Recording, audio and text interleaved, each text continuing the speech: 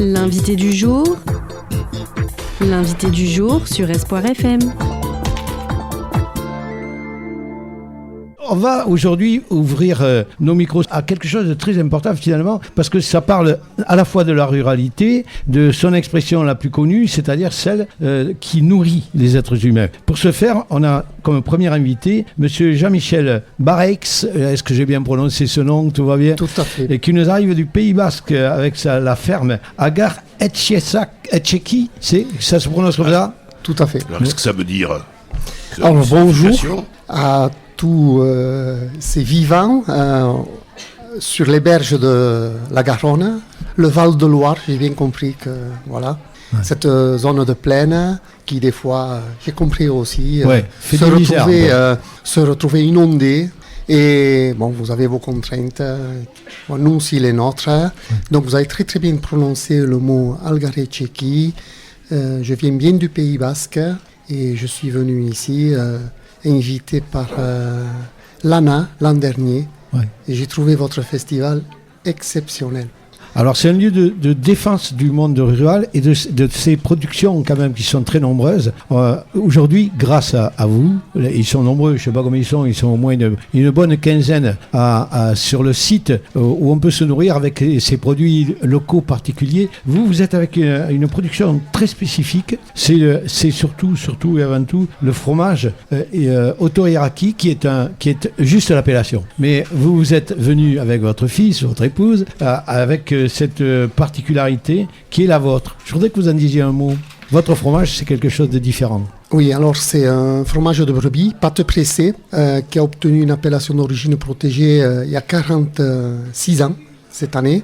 Démarche débutée en 1978, appellation obtenue en 1980 pour protéger une fabrication tout à fait traditionnelle par les bergers du Béarn et du Pays Basque, de la production du lait qu'on transformait en fromage et qui se retrouvait être, bien sûr, je parle de beaucoup de décennies, mais une monnaie d'échange et qui a été toujours dans qualité, bien produit. Ce fromage, il a été très bien produit. C'est un fromage qui, à l'origine, n'était que au lait cru. Bien sûr, avec le temps, il a évolué. Il se fait aussi avec du lait pasteurisé. Mais voilà, le fromage Oto-Iraki, produit en Béarn et en Pays Basque. Et moi, je viens du Pays Basque.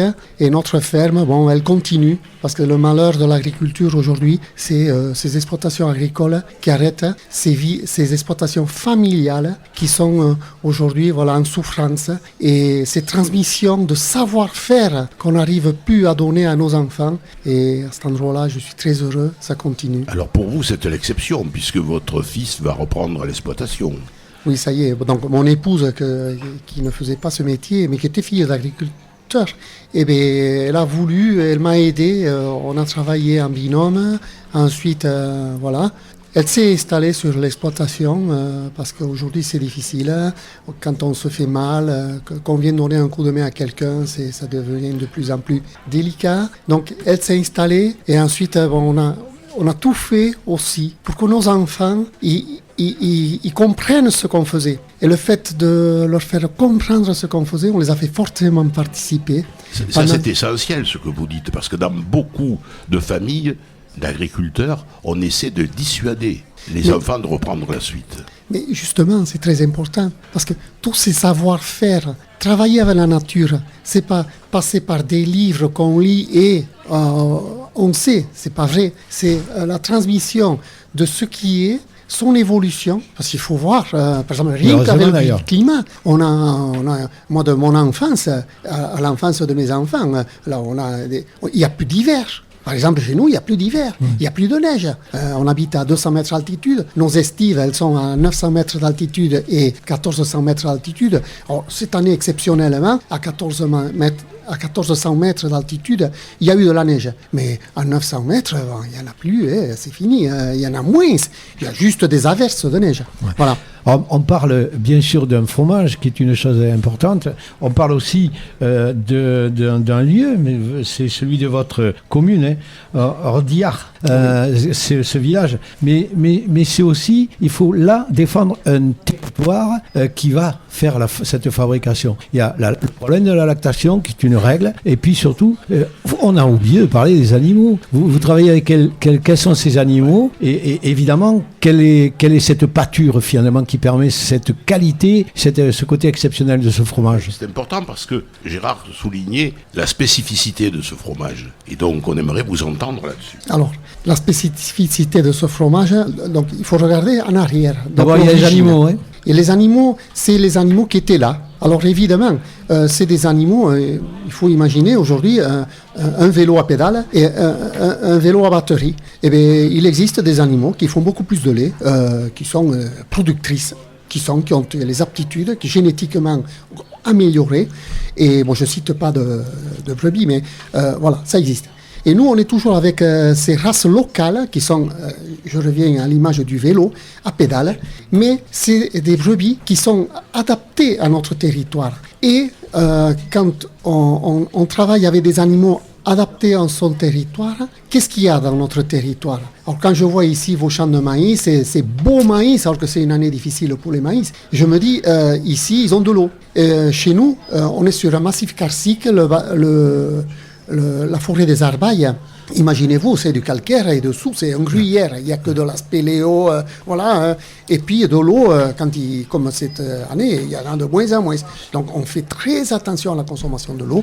Nos animaux ont toujours, mon père, mes grands-pères ont tous eu des brebis, ces brebis-là.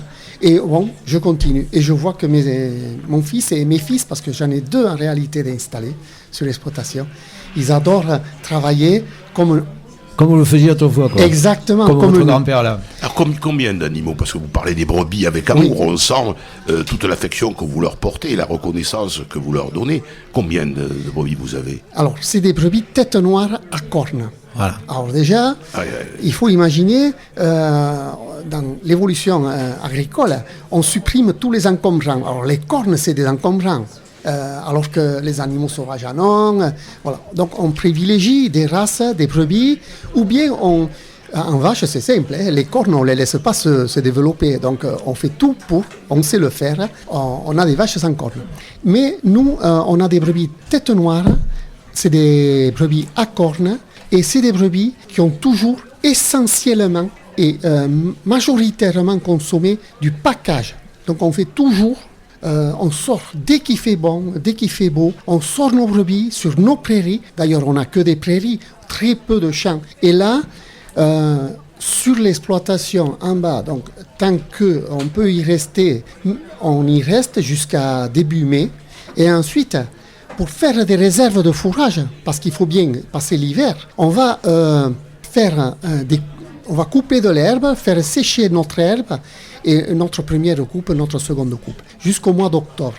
Et là, on va, entre-temps, nos animaux, ils vont aller, ce que je vous ai dit, en montagne. Donc, ils vont aller en estive, et là-bas, c'est exceptionnel, il n'y a que de l'herbe. Il y a une diversité floristique exceptionnelle, avec plus de 60 variétés plantes qui sont là à leur disposition, et elles choisissent. Tandis que nous, sur nos exploitations, avec bien sûr la pâture, la fauche et bien sûr les amendements, parce qu'on épand tous nos fumiers sur nos parcelles, et bien on privilégie certaines espèces florales plutôt ou de flore plutôt que d'autres. On va privilégier des légumineuses. Des plantes aussi variées que possible. Oui, mais justement, quand on apporte la fumure, un peu à beaucoup de fumure, on va plutôt privilégier une espèce que l'autre. Ce qui fait que sur nos plaines, bon, elles sont toutes vertes, c'est de l'herbe, mais on privilégie certaines plantes, certaines espèces. Voilà. Alors qu'en montagne, c'est le contraire. Là, on a la diversité jusqu'aux arbustes, la ronce.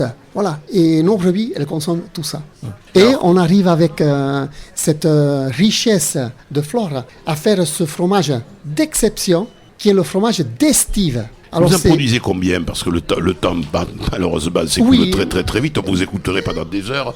Mais alors c'est une production tout à fait confidentielle. Cette année, on va faire 500 kilos. Ah, quand même. 500 kilos C'est rien du tout, quoi. de fromage C'est pas au soya beaucoup. C'est rien, râti. c'est pas Mais beaucoup. j'aimerais que vous nous l'expliquiez. Ouais, Mais non, on a- c'est vraiment pas beaucoup. Mais ça fait 250 fromages.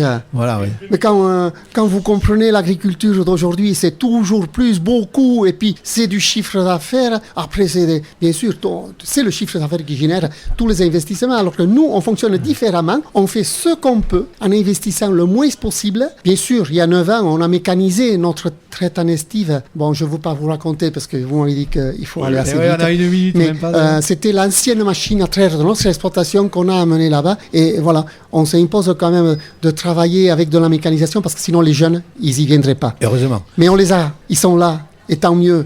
Mais notre agriculture, elle souffre justement de ces jeunes, de ces savoir-faire de ces jeunes qui ne sont plus là, de ces savoir-faire qui se perdent. Parce que même quand on est passionné, mais qu'on arrive d'ailleurs, il faut tellement emmagasiner, tellement s'adapter aux situations que vraiment on perd du temps. Ouais. Merci d'être venu à notre micro. Et puis le mieux, c'est de venir sur votre stand. Si vous êtes Lot-et-Garonnais ou même si vous êtes sur le festival, n'hésitez pas à aller à la rencontre de ces grands passionnés qui sont là pour nous proposer cette qualité. Vite fait en 30 secondes. Alors, je suis venu ici, alors je suis très heureux, parce que c'est un magnifique festival, grâce à l'ANA. Donc c'est l'agence alimentation de Nouvelle-Aquitaine qui m'a fait venir participer à une conférence l'an dernier. C'était une conférence qu'on avait essayé de tenir et on avait essayé de diffuser ce qu'on sait, c'est la fabrication de nos fromages au lait cru. Ouais. Alors là, aujourd'hui, on a tellement été occulté ce fromage au lait cru